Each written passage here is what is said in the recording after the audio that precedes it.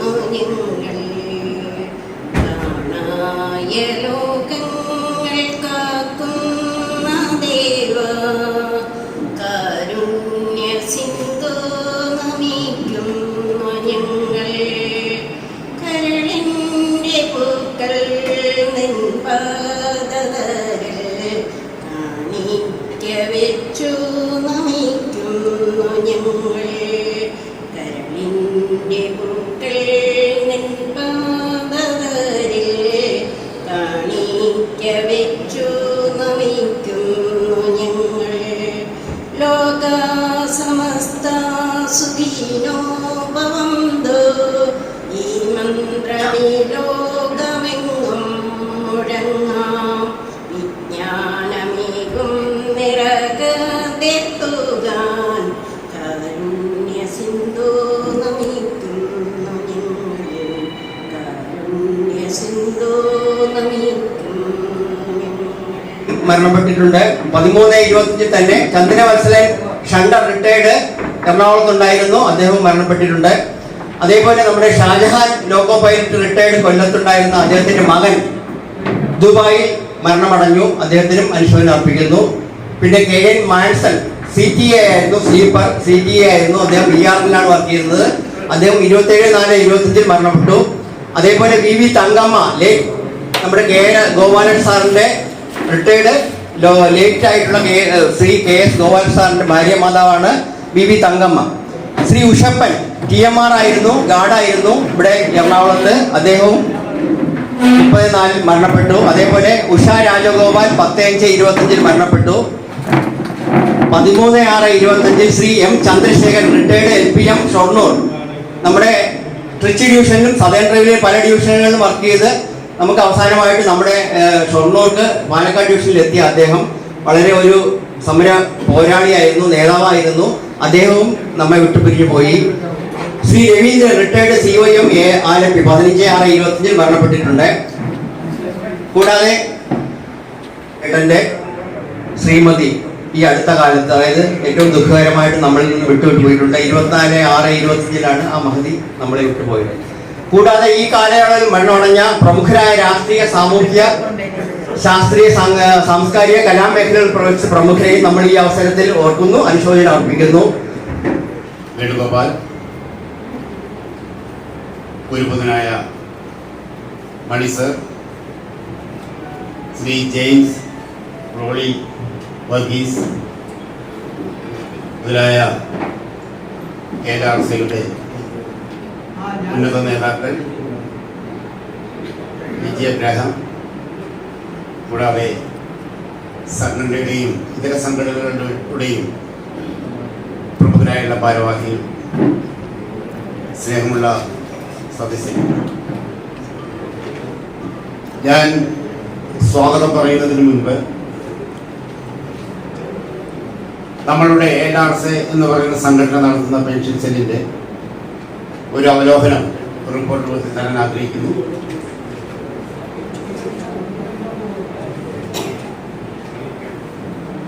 അത് ഞാൻ ഇവിടെ വായിക്കുകയാണ്. നമ്മുടെ ALRC railway pension grievance 2015 Shri KS മണി മുഖ്യാധികാരിയായും ശ്രീ L മണി രക്ഷാധികാരിയായും ഇവിടെ ആരംഭിച്ചു. എല്ലാ തുറകളിലുമുള്ള, എല്ലാ ഡിപ്പാർട്ട്മെന്റുകളിലുമുള്ള റെയിൽവേ പെൻഷൻകാരെയും ഫാമിലി പെൻഷൻകാരെയും അവരുമായി ബന്ധപ്പെട്ട കുടുംബാംഗങ്ങളെയും ചേർത്ത് പിടിച്ചുകൊണ്ട് യാതൊരുവിധ പ്രതിഫലവും വാങ്ങാതെ സഹായിക്കണം എന്ന ലക്ഷ്യത്തോടെ, അതും ALRC എന്ന് പറയുന്ന സംഘടനയുടെ സാമൂഹ്യ സുരക്ഷാ പദ്ധതിയുടെ ഭാഗമായി ഇവിടെ ALRC ഭവനിൽ ആരംഭിച്ചു. എല്ലാ ബുധനാഴ്ചകളിലും ഇത് തുറന്ന് പ്രവർത്തിക്കുന്നു. കൂടാതെ പ്രത്യേക സാഹചര്യങ്ങളിൽ ഇതര ദിവസങ്ങളിലും കൂടി നാം ഇവിടെ പ്രവർത്തിക്കാറുണ്ട്. സ്പെഷ്യൽ കേസസ് നിരവധി പേരുണ്ട്, ഡെത്ത് കേസസ്, അങ്ങനെയുള്ള സാഹചര്യങ്ങളിൽ നമ്മൾ തുറന്ന് പ്രവർത്തിക്കാറുണ്ട്. ഇത് കോവിഡ് കാലഘട്ടത്തിൽ പോലും നമ്മൾ സ്റ്റോപ്പ് ചെയ്തിട്ടില്ല. ഇതിന്റെ വാതിൽ തുറന്നു തന്നെ കിടന്നിരുന്നു.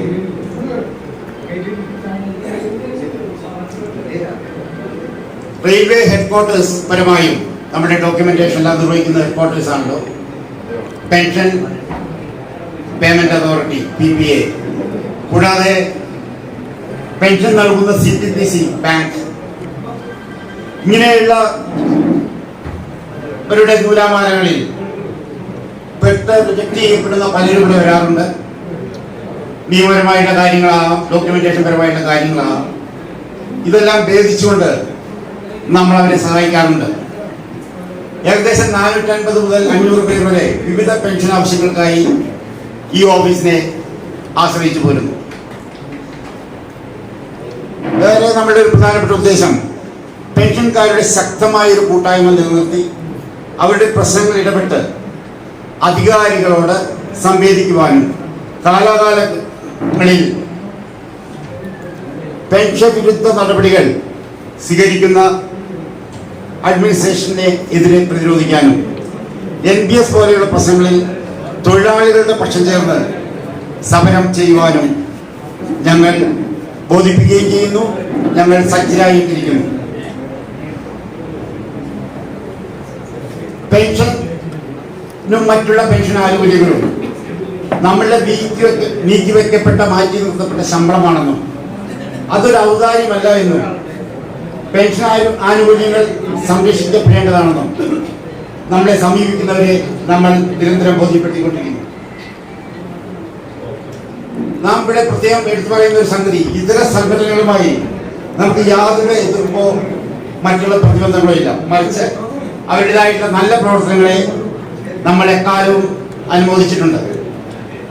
ഇതൊരു പെൻഷൻ ഗ്രീവൻസ് സെൽ, ഒരു ഓഫീസ് പോലെ പ്രവർത്തിക്കുന്നതാണ്. ALRCയുടെ ഒരു സഹോദര സ്ഥാപനം പോലെയാണ് ഇത് നിലനിൽക്കുന്നത്. ഇതൊരു പ്രത്യേക രീതിയിലുള്ള അസോസിയേഷൻ രജിസ്റ്റർ ചെയ്യപ്പെട്ട അല്ലെങ്കിൽ ഫീസ് വാങ്ങി മെമ്പർഷിപ്പ് വാങ്ങി പ്രവർത്തിക്കുന്ന ഒരു സംഘടനയല്ല. ഇതിന്റെ എല്ലാ ഫൈനാൻഷ്യൽ പരമായിട്ടുള്ള കാര്യങ്ങളും സംഘടന തന്നെയാണ് ചെയ്യുന്നത്. കൂടാതെ ഇതിൽ പ്രവർത്തിക്കുന്ന മെമ്പേഴ്സ് അവരുടെയും കൂടി കയ്യിൽ നിന്ന് നമുക്ക് ലഭിക്കുന്ന ഡൊണേഷൻസ് വെച്ചിട്ടാണ് ഇത് മുന്നോട്ട് പോയിക്കൊണ്ടിരിക്കുന്നത്. വരുന്ന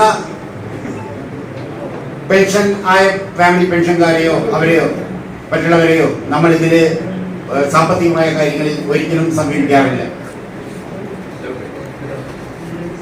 നിലവിൽ ഇപ്പോഴും KS മുഖ്യ വിഭാഗീയായി മാർഗനിർദ്ദേശം നൽകുകയും ഗുരുതുല്യമായ സ്നേഹത്തോടെ ഞങ്ങളെ നയിക്കുകയും ചെയ്യുന്നു.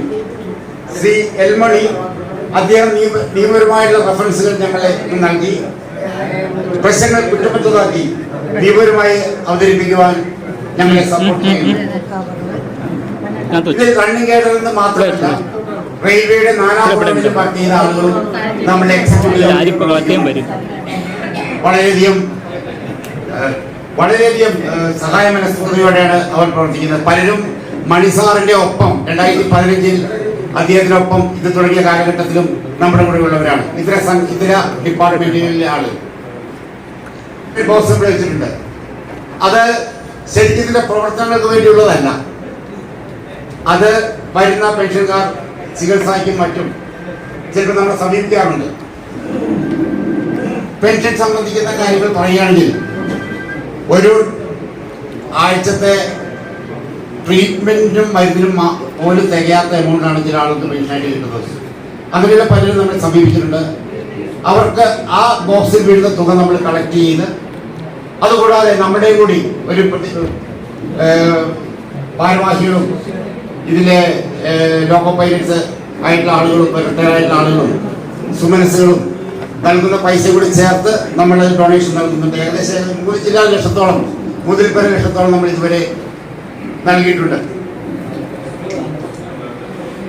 പിന്നെ നാം അനുസ്മരിക്കേണ്ട ഒരു കാര്യം, ഈ ഓഫീസ് ALRC DVC ഡിവിഷന്റെയും ALRC ബ്രാഞ്ചിന്റെയും അകമഴിഞ്ഞ സപ്പോർട്ടും ഗൈഡൻസും കൊണ്ടാണ് നിലനിൽക്കുന്നത്. നമ്മൾ അവരോട് അതിൽ നിന്നും കടമപ്പെട്ടിരിക്കുന്നു. ഏകദേശം 150 സ്ക്വയർ ഫീറ്റ് വരുന്ന ഓഫീസ് റൂമും ഇന്ന് ഉദ്ഘാടനം ചെയ്ത ഒരു 350 സ്ക്വയർ ഫീറ്റ് വരുന്ന പെൻഷനേഴ്സ് ലോബിയും നമുക്ക് വളരെ സ്നേഹത്തോടെ നിർമ്മിച്ചു നൽകിയതാണ്. ഈ അവസരത്തിൽ ഞാൻ പ്രത്യേകിച്ച് ഓർക്കുന്നത് ALRCയുടെ പ്രധാനപ്പെട്ട നേതാക്കന്മാരായ PN സോമൻജി, മിസ്റ്റർ സതീഷ് നിരന്തരം ഇതിന്റെ സൂപ്പർവിഷനുമായി ബന്ധപ്പെട്ട ഈ പ്രവർത്തനങ്ങളുടെ നിരീക്ഷണം നടത്തി അവർ നിത്യവും ഇതിന്റെ കൂടെ ഉണ്ടായിരുന്ന അവരെ പ്രത്യേകിച്ച് ഞങ്ങൾ ഹൃദയത്തിന്റെ ഭാഷയിൽ ഈ സമയത്ത് അനുസ്മരിക്കുകയാണ്.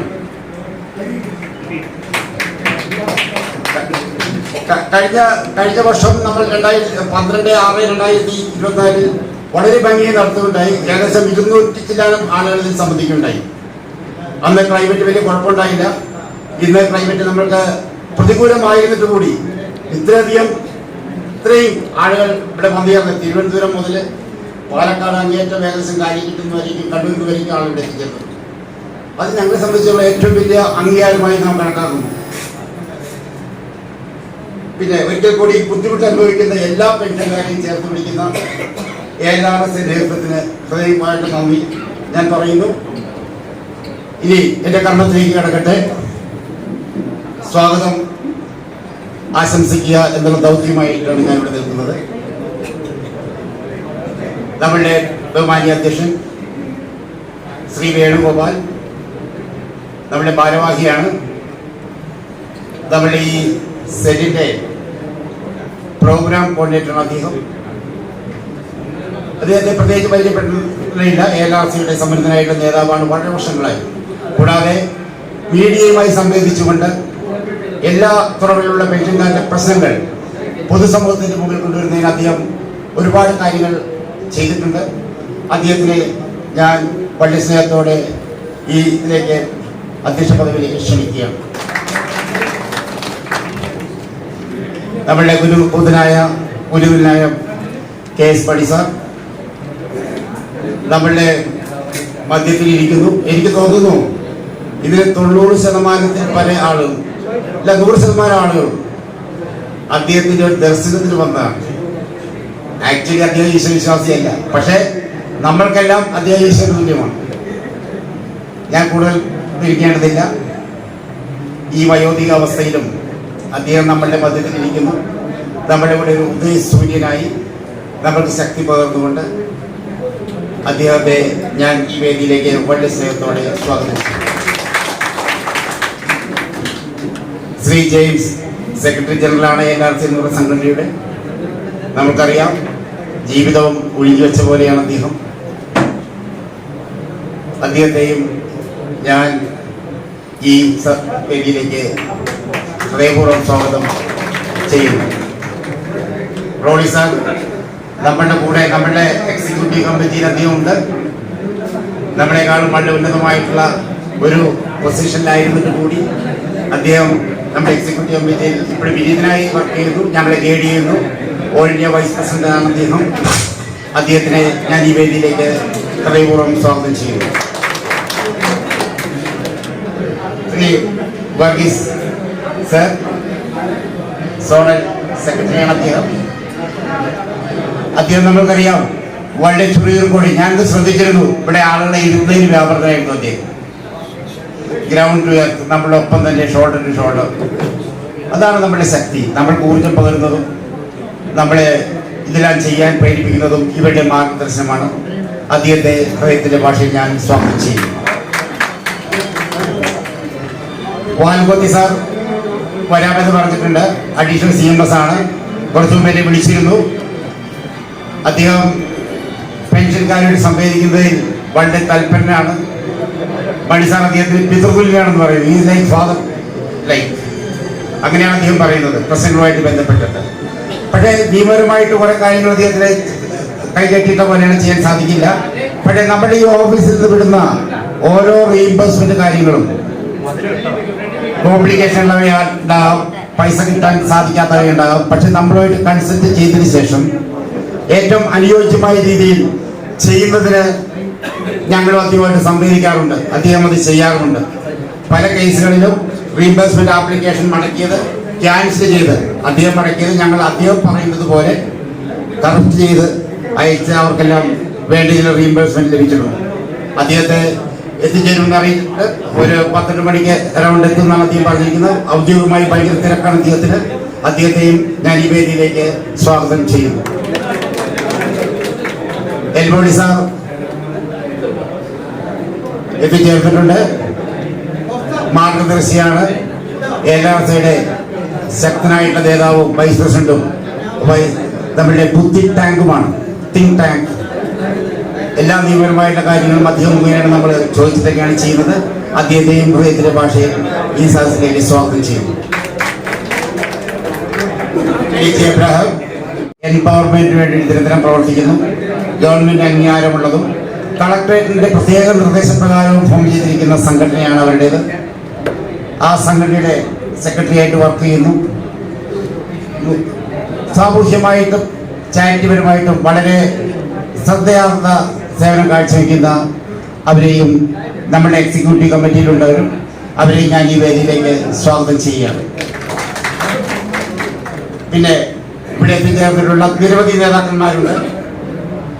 ശ്രീ കിഷോറുണ്ട്, സതീഷുണ്ട്, ഗിരീഷ് കുമാർ, ഗീഷ് ബാബു, അങ്ങനെ കേശവൻ, പാലക്കാട് വരേക്ക് എത്തിയ കേശവൻ, ഇങ്ങനെ ഒരുപക്ഷെ ആരെങ്കിലും വിട്ടുപോയെങ്കിൽ ക്ഷമിക്കുക.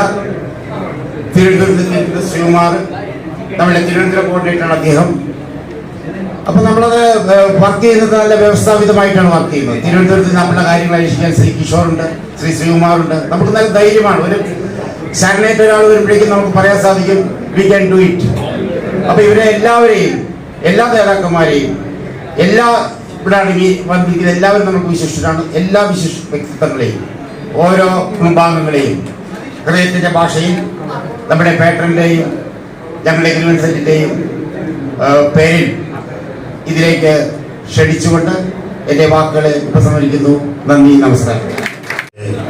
ആരാധ്യനായ മണി സാർ, നമ്മുടെ ഉദ്ഘാടകൻ സെക്രട്ടറി ജനറൽ സഖാവ് KC ജെയിംസ്, അതുപോലെ തന്നെ സോണൽ സെക്രട്ടറി സഖാവ് KP Varghese, central vice president സഖാവ് പ്രൗഢി, നമ്മുടെ പ്രിയങ്കരനായ എൽമണി സാർ, മറ്റ് divisional LRS divisional, zonal, branch നേതാക്കളെ, പ്രിയപ്പെട്ട സുഹൃത്തുക്കളെ, പെൻഷനേഴ്സ് അംഗങ്ങളെ, അധ്യക്ഷൻ എന്ന നിലയിൽ വളരെ കുറച്ച് സമയം മാത്രമെടുത്ത് സംസാരിച്ചിട്ട് നമുക്ക് കാര്യമായ പാറ്റേൺ സ്പീച്ച്, അതുപോലെ തന്നെ ഉദ്ഘാടക പ്രസംഗം ഇതിലേക്കൊക്കെ കടക്കാം.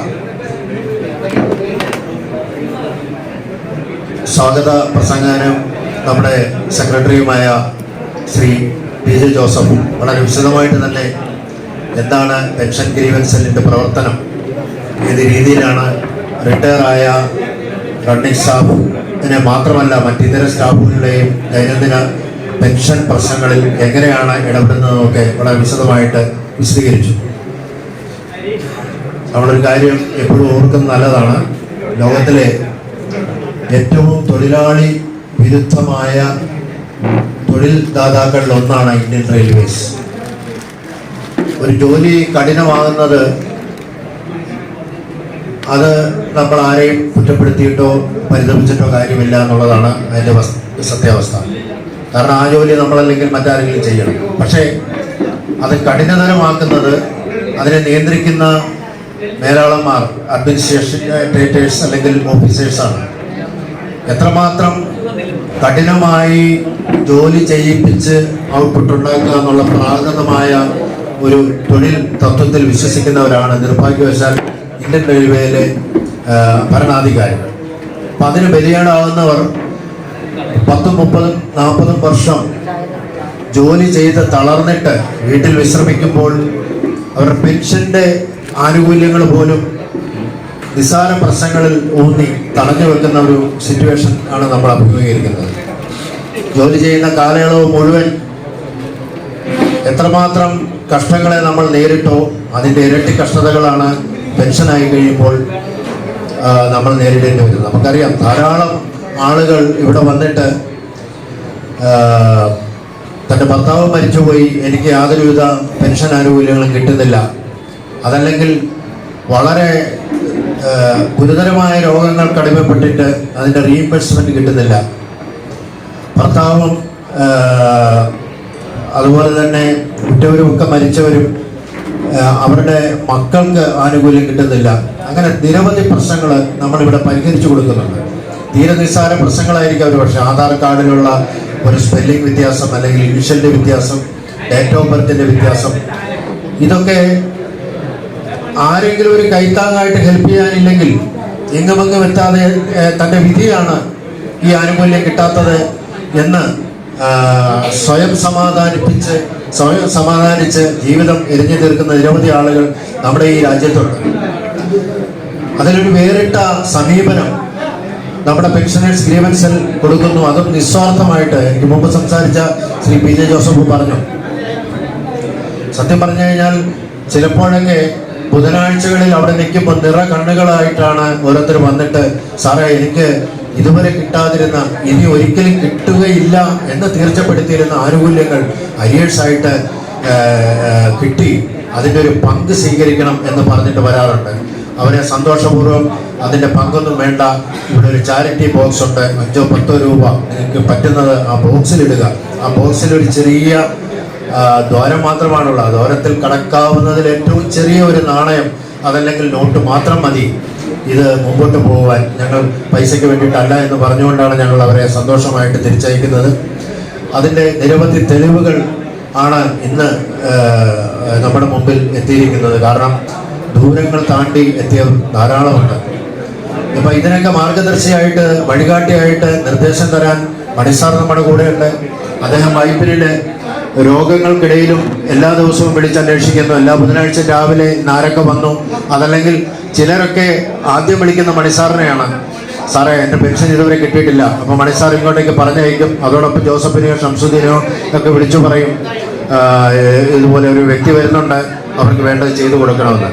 അങ്ങനെ നിരന്തരം റിട്ടയേർഡ് ആയിട്ടുള്ള സ്റ്റാഫിൻ്റെ കാര്യങ്ങൾ നമ്മൾ നേടിക്കൊടുക്കുന്നുള്ള അഭിമാനത്തോടു കൂടി തന്നെയാണ് ഈ പെൻഷനേഴ്സ് മീറ്റ് 2025 ഇവിടെ സംഘടിപ്പിച്ചിട്ട് നമ്മൾ ഈ കാര്യങ്ങൾ മുമ്പോട്ട് കൊണ്ടുപോകുന്നത്. മറ്റൊന്ന്, നമ്മുടെ പെൻഷൻ എന്ന് പറയുന്നത് എല്ലാ കാലവും ശാശ്വതമാണ് എന്നുള്ളൊരു തെറ്റിദ്ധാരണ വേണ്ട. അതിനെപ്പറ്റിയൊക്കെ വളരെ വിശദമായിട്ട് സംസാരിക്കാനായിട്ട് നമ്മുടെ ജെയിംസ് ഉണ്ട്. പെൻഷൻ എന്ന് പറയുന്നത് ഒരു ഔദാര്യമല്ല എന്ന് നമ്മൾ പറയുന്നുണ്ടെങ്കിലും ഇതൊരു ഔദാര്യം തന്നെയാണ് എന്നുള്ള നിലപാടാണ് നമ്മുടെ സർക്കാരിനുള്ളത്. അപ്പം അതുകൊണ്ട് നമ്മൾ ഭയക്കണം, നമ്മൾ ഒത്തൊരുമിച്ച് നിൽക്കണം. ആരോഗ്യം മാത്രമേ നമ്മുടെ ശരീരത്തെ മാത്രമേ തളർത്തുന്നുള്ളൂ, നമ്മുടെ മനസ്സ് ശക്തമായിരിക്കണം.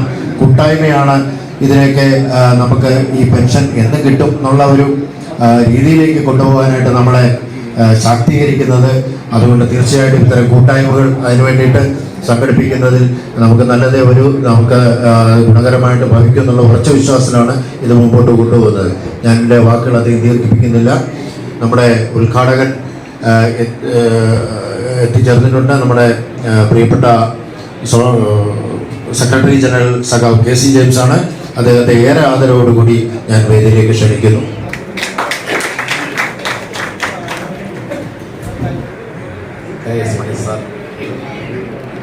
വേദിയിലേക്ക് വരാൻ എന്ന് മുമ്പ് കാണിക്കുന്ന ബഹുമാനപ്പെട്ട എൽമണി സാർ, യോഗത്തിൻ്റെ അധ്യക്ഷൻ വേണുഗോപാൽ, സഖാവ് റോളി, സഖാവ് വർഗീസ്, പ്രിയ സീനിയർമാരായിട്ടുള്ള ലോക്കോപ്പയന്റുമാരും അല്ലാത്തവരുമായ സഖാക്കളെ, ALRC നേതാക്കളെ,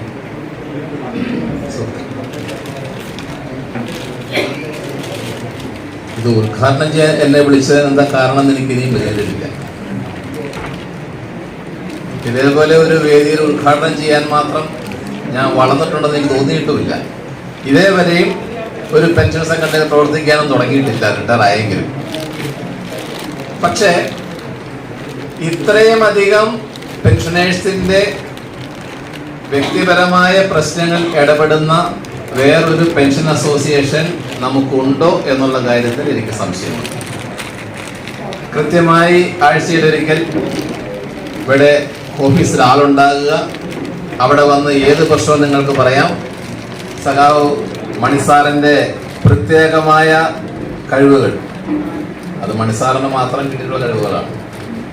അത് ഉപയോഗിച്ചുകൊണ്ട് ഇവിടുത്തെ ഓഫീസുകളായാലും ബാങ്കിലായാലും PPCയിലായാലും അവിടെയെല്ലാം പ്രശ്നങ്ങൾ പരിഹരിക്കുന്നതിനുള്ള കഴിവ്, അതെല്ലാം ഉപയോഗിച്ച്, അതുപോലെ എൽമണി സാറിൻ്റെ കുശാഗ്ര ബുദ്ധിയിൽ കീഴിൽ വരുന്നതായ ഒരുപാട് റെപ്രസെൻറ്റേഷൻസും ലീഗൽ ഫൈറ്റുകളും ഇതെല്ലാം ചെയ്യുന്നത് കൊണ്ട് തീർച്ചയായിട്ടും ഈ ALRS ഓഫീസിനോട് അറ്റാച്ച് ചെയ്ത് നിൽക്കുന്നതായ ഈ സ്ഥാപനം ഒരു മാതൃകാ സ്ഥാപനമായി പ്രവർത്തിക്കുന്നു എന്നുള്ളത് നമുക്ക് എല്ലാവർക്കും അഭിമാനിക്കാവുന്നതായിരിക്കും. ഞാൻ അതിന് കക്ഷിയല്ല.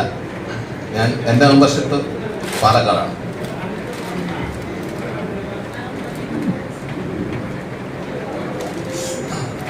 അപ്പോൾ എന്താണെങ്കിലും ആ ഉത്തരവാദിത്വം ഏൽപ്പിച്ചതുകൊണ്ട് ഈ യോഗത്തിൻ്റെ ഉദ്ഘാടന കർമ്മം ചെയ്തതായി നിങ്ങൾ അറിയിക്കും. പെൻഷൻ സംഘടനകൾ പൊതുവെ ഒരു സർവീസ് സംഘടനയായിട്ടാണ് ഇതുവരെ പ്രവർത്തിച്ചു വന്നിട്ടുള്ളത്. ഇനിയും അങ്ങനെ തന്നെ തുടരണമോ എന്നുള്ള കാര്യത്തിൽ ഒരു വീണ്ടും വിചാരത്തിന്റെ ആവശ്യമുണ്ട് എന്ന് തോന്നുന്ന ഒരു ഘട്ടത്തിലാണ് നമ്മൾ നിൽക്കുന്നത്. 1 മുതൽ 6 വരെയുള്ള ശമ്പള കമ്മീഷനുകൾ, 7 വരെ ഉള്ള ശമ്പള കമ്മീഷനുകൾ പരിശോധിക്കുകയാണ് എങ്കിൽ പെൻഷനേഴ്സിന്റെ കിട്ടിയിട്ടുള്ള ആനുകൂല്യങ്ങൾ ഓരോ കമ്മീഷനും വരുന്നതനുസരിച്ച് കൂടുതൽ ആനുകൂല്യങ്ങൾ ലഭിക്കുകയുണ്ടായിട്ടുണ്ട്. 3-ാം ശമ്പള കമ്മീഷനും 4-ാം ശമ്പള കമ്മീഷനും 5-ാം ശമ്പള കമ്മീഷനും റെയിൽവേ നിലവിലിരിക്കുന്ന തൊഴിലാളികൾക്ക് ലഭിക്കുന്ന ആനുകൂല്യത്തിന് ആനുപാതികമായി പെൻഷൻ വർദ്ധിപ്പിക്കേണ്ടതില്ല എന്ന് തീരുമാനിച്ച കമ്മീഷനുകളാണ്. 5-ാം ശമ്പള കമ്മീഷൻ വന്നപ്പോഴാണ് പെൻഷന്റെ കാര്യത്തിൽ അയാൾ ഏത് ഗ്രേഡിൽ നിന്ന് റിട്ടയർ ആയോ അതിന്റെ മിനിമത്തിന്റെ 50% പെൻഷൻ വേണം എന്ന ഒരു മിനിമം പെൻഷനിലേക്ക് എത്തുന്ന 5-ാം ശമ്പള കമ്മീഷനാണ്. 6-ാം ശമ്പള കമ്മീഷനും അതേപോലെ തുടരുകയാണ്. 7-ാം ശമ്പള കമ്മീഷൻ വരുമ്പോഴാണ് സർവീസിലിരിക്കുന്ന ആളുകൾ ലഭിക്കുന്ന അതേ തോതിലുള്ള വർധനവ് പെൻഷനേഴ്സിന് ലഭിക്കണം എന്നുള്ള പാരിറ്റി ഇൻ പെൻഷൻ എന്ന് പറയുന്ന ഒരു കാര്യത്തിലേക്ക് എത്തിയത്. 1 മുതൽ 7 വരെ കേന്ദ്ര സർവീസ് പെൻഷനേഴ്സിന്റെ പേ കമ്മീഷനുകൾ ഒന്നിനൊന്ന് മെച്ചപ്പെട്ട കമ്മീഷനുകളായിരുന്നു. അതിനിടയ്ക്ക് വേറൊരു സംഭവിച്ചു. 2004 ശേഷം അപ്പോയിന്റ് ചെയ്യുന്ന ആളുകൾക്ക് കേന്ദ്ര സർവീസ് പെൻഷൻ കൊടുക്കേണ്ടതില്ല എന്നൊരു തീരുമാനം 2004 വന്നു. വന്നതിന് ശേഷവും 2016 പെൻഷൻ നമുക്ക് ഇംപ്രൂവ് ചെയ്ത് കിട്ടി. അപ്പൊ അതുകൊണ്ട് പെൻഷനേഴ്സിന് പൊതുവെ വലിയ കുഴപ്പമൊന്നുമില്ലാത്തൊരു കാലഘട്ടമായിരുന്നു 2016 വരെ എന്ന് വേണമെങ്കിൽ പറയാം.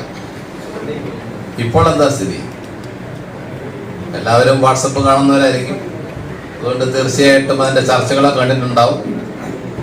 8-ാം ശമ്പള കമ്മീഷൻ, പേ കമ്മീഷൻ പെൻഷനുകളുടെ പരിഗണിക്കില്ല എന്ന് ന്യൂസ് വന്നു. പാരിറ്റി കൊടുക്കില്ല എന്ന് ന്യൂസ് വന്നു. അങ്ങനെ തീരുമാനിച്ചില്ല. നിർമ്മല സീതാരാമന്റെ പ്രസ്താവന കണ്ടു. അങ്ങനെ നമുക്ക് കൃത്യമായി ഒന്നും മനസ്സിലാകാത്ത വിധത്തിൽ നിൽക്കുന്ന ഒരു സാഹചര്യത്തിലാണ് നമ്മൾ നിൽക്കുന്നത്. എന്താണ് ആ ബില്ലിന്റെ ഉദ്ദേശം?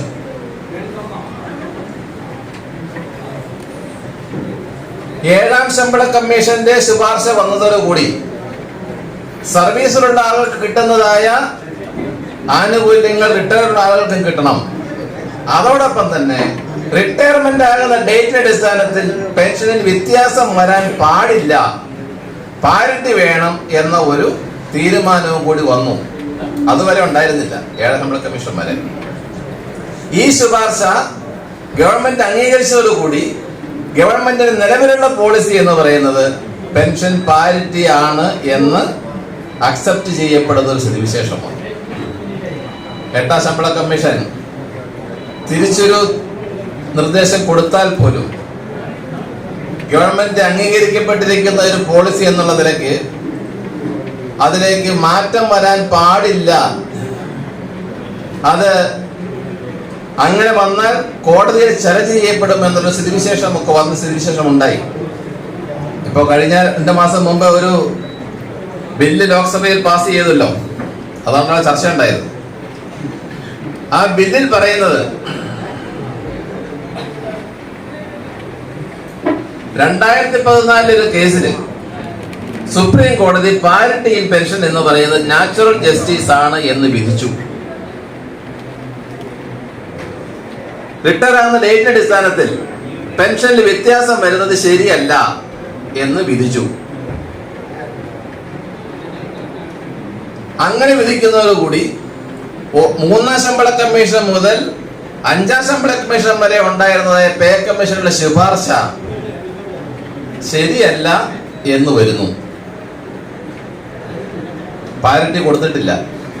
പാരിറ്റി കൊടുക്കാതിരുന്നത് ശരിയല്ല എന്ന് നിലവിലുള്ള നിയമത്തിന്റെ സുപ്രീം കോടതി വ്യാഖ്യാനം അനുസരിച്ച് വരുമ്പോൾ റിട്ടയർ ആയിട്ടുള്ള മുഴുവൻ ആളുകൾക്ക് പാരിറ്റിക്ക് വേണ്ടി കോടതിയെ സമീപിക്കാവുന്ന സ്ഥിതിവിശേഷം എത്തിച്ചേർന്നു.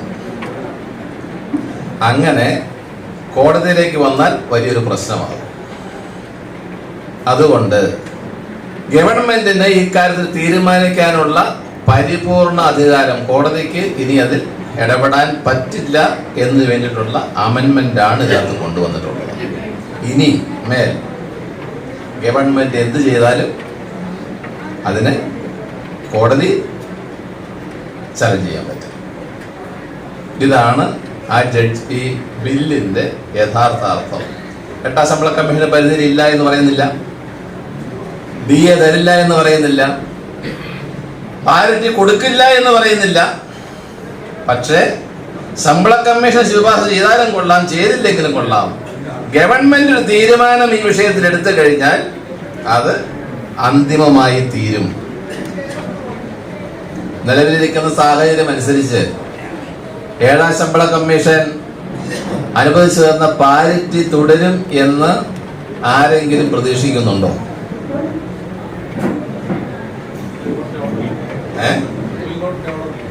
സുപ്രീം കോടതിനെ മറികടക്കാനായി സാധനം നിരൂപിച്ചിട്ടുണ്ട്. അത് ഞാൻ പറഞ്ഞത് സുപ്രീം കോടതിയുടെ ഉത്തരവിനെ മറികടക്കാനാണ്. നമ്മള് ശതാനുബീഗം കേസിനകത്ത് സുപ്രീം കോടതി ഉത്തരവിനെ മറികടക്കാനാണല്ലോ ബില്ലുണ്ടാക്കിയത്. അതേപോലെ തന്നെ ക്രിസ്ത്യൻ പിതൃത്വാവകാശ നിയമത്തിന്റെ മേരി റോയുടെ കേസിന് വിധിയെ മറികടക്കാൻ വേണ്ടിയിട്ടാണ് മുൻകാല പ്രാബല്യം ബില്ല് വഴി എടുത്തു കളഞ്ഞത്. അതേപോലെ ഗവൺമെന്റ് എടുക്കുന്ന തീരുമാനത്തിനകത്ത് വേറെ യാതൊരു പരിഗണനയും വെച്ച് കോടതികൾ ഇടപെടരുത് എന്ന് പറയുന്നതിന് വേണ്ടിയിട്ടാണ് ഈ ബില്ല് ഉണ്ടാക്കിയത്. അതുകൊണ്ട് 8-ാം ശമ്പള കമ്മീഷൻ എന്ത് ചെയ്താലും നമുക്ക് അതിനെതിരെ കോടതിയിൽ പോകാൻ പറ്റും. 7-ാം ശമ്പള കമ്മീഷൻ പാരിറ്റി തന്നപ്പോൾ അന്വേഷണം തന്നില്ല.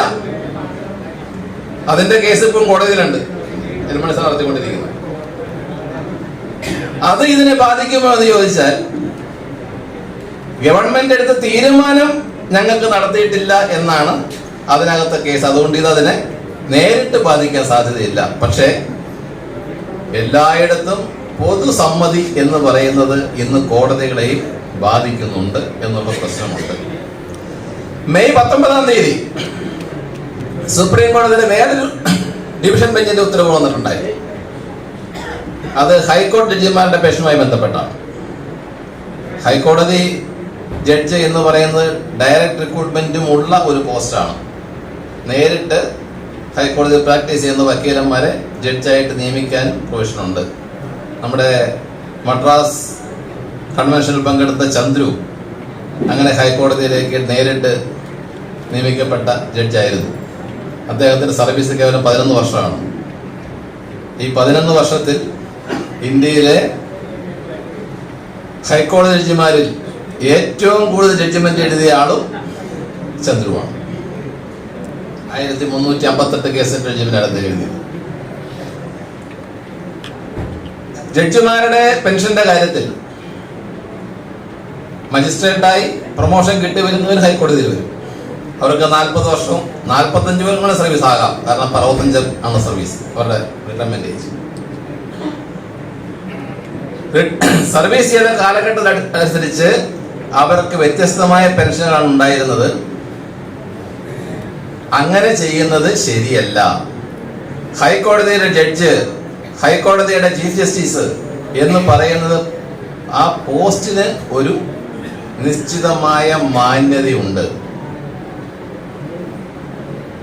അതുകൊണ്ട് ആ ജഡ്ജിന്റെ മാന്യത അനുസരിച്ചുള്ള ശിഷ്ടകാലം ജീവിക്കുക എന്നുള്ളത് സമൂഹത്തിലെ കോടതികളുടെ സ്റ്റാറ്റസും നിലനിർത്തുന്നതിന് ആവശ്യമാണ്. അതുകൊണ്ട് അവിടെ എത്ര വർഷം വർക്ക് ചെയ്തു എന്നതിന്റെ അടിസ്ഥാനത്തിൽ പെൻഷൻ കുറയ്ക്കുന്നത് ശരിയല്ല.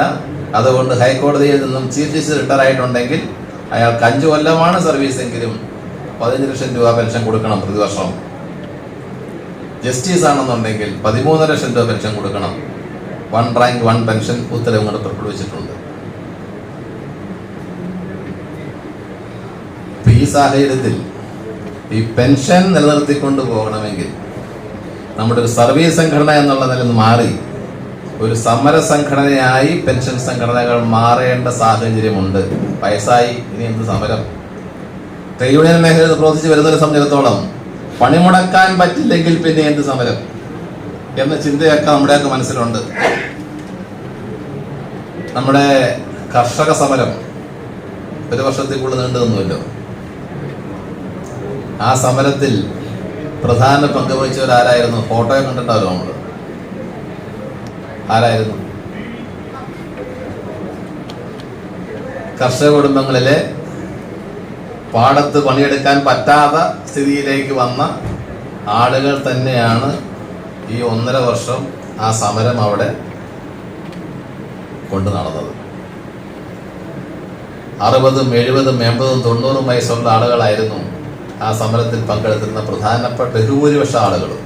അവരെ സഹായിക്കാൻ ബാക്കിയുണ്ടായിരുന്നു, ഭക്ഷണവും കാര്യങ്ങളെല്ലാം കൊടുക്കാണ്ടെങ്കിലും ആ സമര ഭടന്മാർ എന്ന് പറയുന്നത് നമ്മളുടെ ഇന്നത്തെ കണക്കിൽ സീനിയർ സിറ്റിസൺസ് തന്നെയായിരുന്നു.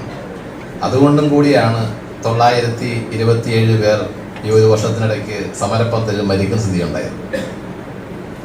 തീർച്ചയായിട്ടും പെൻഷൻ സംഘടനകൾ സമര സംഘടനകളായി മാറേണ്ട ഒരു കാലഘട്ടത്തിലാണ് പോകുന്നത്. കാരണം പെൻഷന് വേണ്ടിയുള്ള സമരം എന്ന രൂപത്തിൽ 1 rank 1 pension, 1 India 1 pension, 1 rank 1 pension അല്ല, 1 ഇന്ത്യ 1 പെൻഷൻ കേൾക്കാൻ വളരെ രസമുള്ള മുദ്രാവാക്യമാണ് എങ്കിലും ആ മുദ്രാവാക്യത്തിന്റെ ലക്ഷ്യം പെൻഷനെ തകർക്കുക എന്നുള്ളത് കൂടിയായിരുന്നു.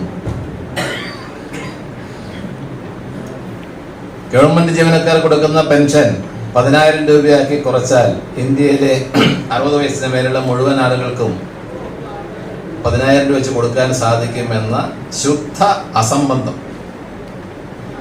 ആണ് അവർ പ്രചരിപ്പിച്ചുകൊണ്ടിരുന്നത്. ആ പ്രചാരണത്തിലൂടെ എനിക്ക് പെൻഷൻ കിട്ടാതിരിക്കുന്നതിന്റെ കാരണം ഇവിടുത്തെ ഗവൺമെന്റ് ജീവനക്കാരുടെ പെൻഷനാണ് എന്ന ഒരു പെൻഷനെതിരായ ഒരു വികാരം സാധാരണക്കാരായ പെൻഷൻ കിട്ടാത്ത മുഴുവൻ ആളുകളുടെയും മനസ്സിലേക്ക് കൊണ്ടുവരുന്നതിന് വേണ്ടിയുള്ള മുദ്രാവാക്യമായിരുന്നു 10,000 രൂപ എല്ലാവരും കൊടുക്കണം, അതിൽ കൂടുതൽ വേറെ ആർക്കും കൊടുക്കരുത് എന്ന കാര്യം പറഞ്ഞത്. അപ്പം അങ്ങനെ സമൂഹത്തിൽ പല തലത്തിൽ പെൻഷനെതിരായ സമരങ്ങൾ, ആ പെൻഷനെതിരായ സമരങ്ങളും ബോധവൽക്കരണവും നടന്നുകൊണ്ടിരിക്കുമ്പോൾ ഈ പെൻഷന് വേണ്ടിയുള്ള സമരം അതേ രീതിയിൽ തന്നെ തുടരേണ്ടതുണ്ട്. ആ തുടരാനായിട്ട് നമ്മളുടെ ഈ പെൻഷൻ അസോസിയേഷൻ തീർച്ചയായിട്ടും ഇതര പെൻഷൻ സംഘടനകളുമായി ചേർന്ന് സ്റ്റേറ്റ് ആയാലും കൊള്ളാം, കേന്ദ്രമായാലും കൊള്ളാം, ഇനി ഇതല്ലാത്ത പെൻഷൻ സ്കീമുകൾ വേറെ ഉണ്ട്. ബാങ്കിലെ പെൻഷൻ സിസ്റ്റം വേറെയാണ്, പൊതുമേഖലാ സ്ഥാപനങ്ങളിലെ പെൻഷൻ സിസ്റ്റം വേറെയാണ്. ഇതെല്ലാം ചേർന്നുകൊണ്ട് കേന്ദ്ര ഗവൺമെന്റ് ജീവനക്കാരെന്നോ റെയിൽവേക്കാരെന്നോ അല്ലെങ്കിൽ സ്റ്റേറ്റ് ഗവൺമെന്റിലെ വ്യത്യാസങ്ങളെല്ലാം മാറിക്കൊണ്ട് സമരത്തിലേക്ക് പോകേണ്ടതുണ്ട്. ആ പെൻഷൻ എന്ന പ്രശ്നം ഒരു പ്രശ്നമായി ഉന്നയിച്ചുകൊണ്ട് തന്നെയാണ് ജൂലൈ 9-ാം തീയതി നടക്കാൻ പോകുന്നതായ സമരം. എല്ലാവർക്കും OPS വേണമെന്ന് തീരുമാനം ഉന്നയിക്കുന്നതാണ്. അപ്പൊ അത്തരത്തിൽ പെൻഷൻ സംഘടനയാണെങ്കിൽ പോലും സർവീസ് സംഘടനയിൽ നിന്ന് മാറിക്കൊണ്ട് സമര സംഘടനയായി മാറിക്കൊണ്ട് പെൻഷൻ സംരക്ഷിക്കുന്നതിനും ഉള്ള ഒരു വേദിയായി ഈ നമ്മുടെ പെൻഷൻ സെൽ മാറട്ടെ എന്ന് ആശംസിച്ചുകൊണ്ട് എൻ്റെ വാക്കുകൾ അവസാനിപ്പിക്കുന്നു. നന്ദി, നമസ്കാരം.